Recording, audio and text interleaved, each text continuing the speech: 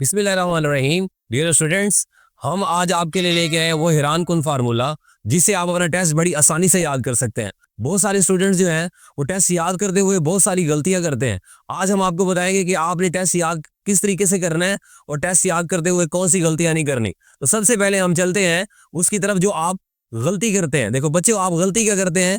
आप जब भी कोई टीचर आपको कोई टेस्ट प्रिपेयर करने के लिए देता है, आप सबसे पहले अपनी एनर्जी, अपना टाइम उस सवाल के ऊपर ज़ाया कर देते हैं जो सवाल मुश्किल होता है, डायग्रामेटिक होता है और जो आपको याद करने में डिफिकल्ट होता है, लेकिन आपके टीचर ने कहा होता है कि इंपॉर्टेंट क्वेश्चन है, तो आप सारी रात और सारा दिन उस एक क्वेश्चन पे लगा देते हैं। इससे आपका बहुत सारा टाइम और बहुत सारी एनर्जी उसके ऊपर वेस्ट हो जाती है और टेस्ट याद करने का टाइम जो है वो निकल जाता है। नेक्स्ट डे जो है वो आपके लिए परेशानी का बाइस बनता है।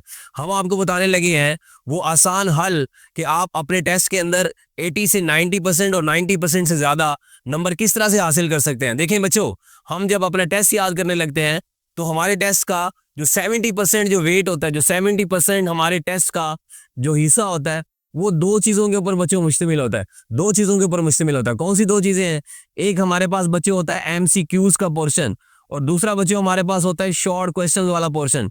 ये हमारे टेस्ट का 70% वेटेड होता है, यानी कि हमारा टेस्ट जो होता है बच्चों उसमें 70% पोर्शन इन दो चीज़ों में से ही आया होता है। अब MCQs देखिए कितना आसान और तरीका है कि जब आप बुक उठाते हैं और जस्ट उसको रीड करना शुरू कर देते हैं। सिर्फ सबसे पहले आप उसके एक्सरसाइज में जाके उसके MCQs को जब बच्चों तैयार करते हैं और उसके चैप्टर के अंदर जाके इंपॉर्टेंट चीज़ें जब आप उसकी याद करते हैं, उन साइंटिस्ट के नाम याद करते हैं जिन्होंने कोई डिस्कवरी की हुई होती है, उनकी डिस्कवरी का कोई सन याद करते हैं, तो हमारे टेस्ट का 9 MCQs का बच्चों बहुत सारा हिस्सा हम उसके अंदर जो है वो याद कर बैठते हैं। इस तरह हमें बड़ी आसानी के साथ सिर्फ किताब रीड करके और एनर्जी ज़ाया किए बगैर ही हमें MCQs प्रिपेयर हो जाते हैं। उसके बाद बच्चों हमारे शॉर्ट क्वेश्चंस होते हैं और शॉर्ट क्वेश्चन एक्सरसाइज के अंदर से ज़्यादातर शॉर्ट क्वेश्चन 80 से 90% टीचर जब टेस्ट बनाता है तो वो वहीं से ही लेता है। जब हम उन सवालों को देखते हैं तो हम देखते हैं कि ये सवाल तो वो हैं जो हमने क्लास में बैठ के याद किए थे।